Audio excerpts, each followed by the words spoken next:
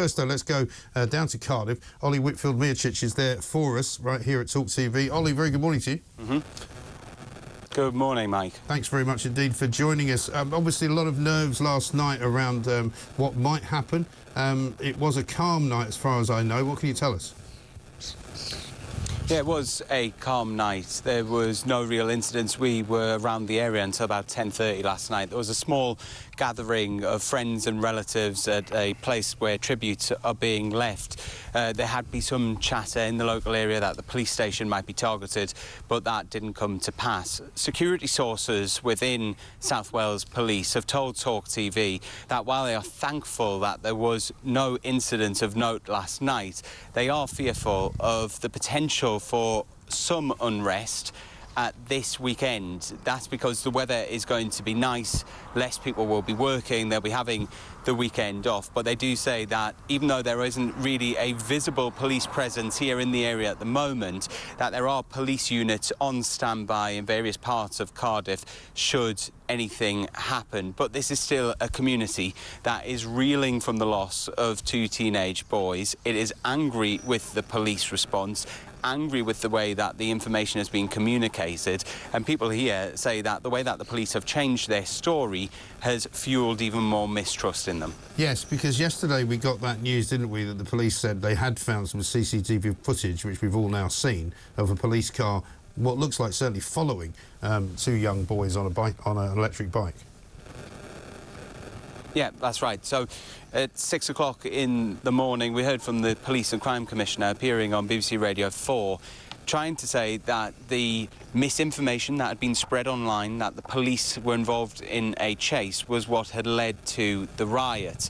Then the video emerged showing that police car following the bicycle with the or e-bike with those two boys on board, and the police held a press conference in which they said they were now investigating this video. That will form part of their investigation. But we know that the police have referred themselves to the Independent Office for Police Conduct. Now, that is standard whenever the police have had some sort of contact with a victim who has then died. That would then seem to suggest that the police are admitting that there has been, at some point during the day, a contact between the police and the two boys on this bike. Now, that changing story, however small it is, because the police are not giving us the full details, they wouldn't take any questions from the press during that press conference, that has caused some rancour here in the neighbourhood. This is one of the most deprived areas in Wales. It's a place where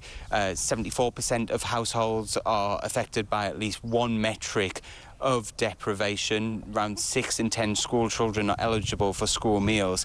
And people here say that because they've lived in an area that hasn't improved in so many years, they are angry not only at the police, they're angry at local councillors, local government, national government, as well as the Welsh Government, because they see this as an area that, although they love it dearly, and although they've got a close-knit community and they all support each other, they do not feel supported themselves. No, quite. And we saw some footage earlier, Oliver, of a sort of clean-up operation going on. There's obviously still quite a lot of sort of detritus on the streets after the burning of cars and all the rest of it. There's a car behind you that looks as if it's been vandalised in some way, shape or form. I don't know what that's all about, but what do the streets actually look like? So, yeah, we still have some of the vehicles that have been damaged. Here we've got this black vehicle that's been splattered with paint. The windshield has been broken. There's also a white vehicle not that far away from where we're standing. That has also been damaged. The windows booted in. It looks like it's tried to be set alight. The council has tried to come and do as much cleaning as possible. Whilst it is quite easy to clean up some of the broken glass and some of the charred ground and remove these vehicles, the healing process for this community is going to take a lot longer, because they've already been through a riot in 1991 that lasted 4 days. That then led to labels in the press, a wider community that Ely was a deprived place.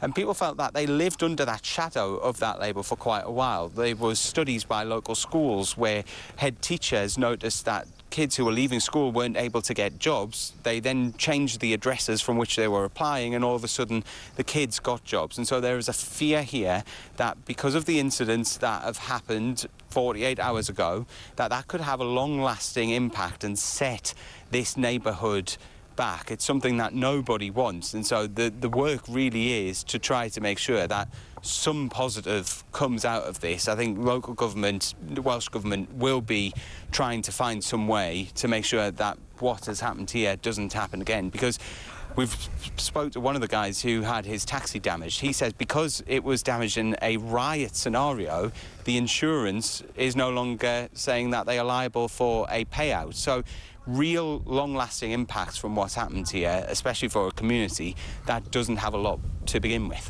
Yeah, I mean, it is obviously still a difficult situation. How long do the police intend to have the inquiry go on before there is something concrete that comes out of it? How long's a piece of string, Mike? We never know with these things that come from the police. Sometimes they can do quite a quick investigation. I think the fact now that the IOPC, the police watchdog, is involved means that investigators will be sent up here. Everything will be double-checked.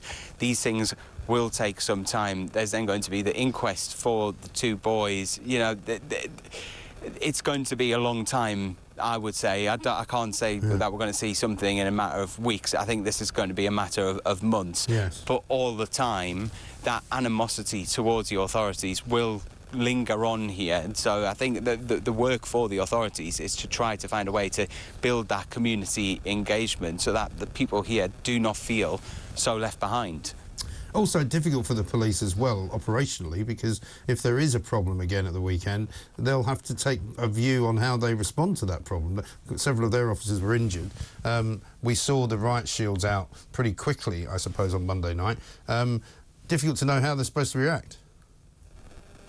Yeah, well, that security source who was speaking to TalkTV said the reason that they haven't got a police presence on the street here is because they know that it will anger the community. That's why they are, at the moment, pulling back. They're keeping their forces inside of police stations on standby should anything happen. We've seen from the updated responses that we've had from the police that they are trying not to use any inflammatory language. They're trying to keep it to the bare basic facts that they are able to reveal. And I think that is the way forward that we're going to see. This is a community that is certainly still has a tense atmosphere, and I think the police, as well as local politicians, will be all too aware of that, and so they will be treading very carefully in the type of response that they have and the sort of messaging going forward. Yes, absolutely. Ollie, thanks very much indeed. Ollie Whitfield-Miočić there reporting into us from Ely in Cardiff, where, as you can see on the streets, there's still the kind of evidence of what happened on Monday night. Cars covered in paint, glass smashed in on the windows, and the police and the clean-up brigade also still trying to get rid of some of the burned-out cars that were burned out in that riot on that night.